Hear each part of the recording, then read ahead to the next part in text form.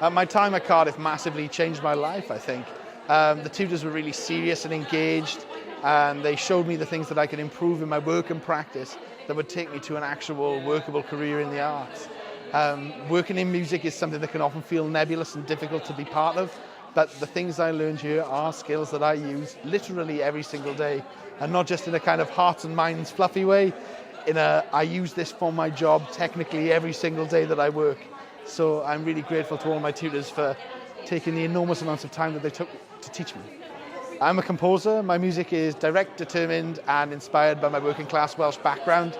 I look at how the music I grew up with in a working class part of Wales can inform a serious and powerful aesthetic that means a lot to a lot of people and represents a often forgotten part of Welsh musical culture.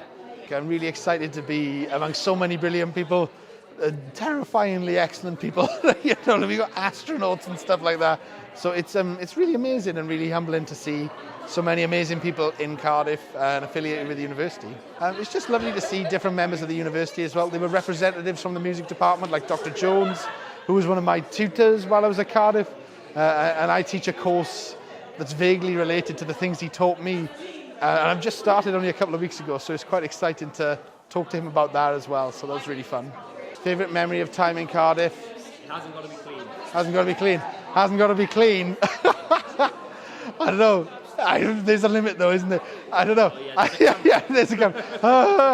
I think what I would say is that I worked hard and I partied to the maximum extent.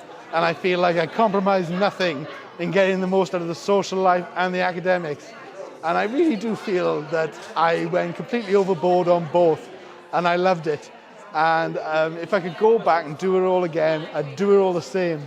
It was by far one of the best choices I ever made in my life.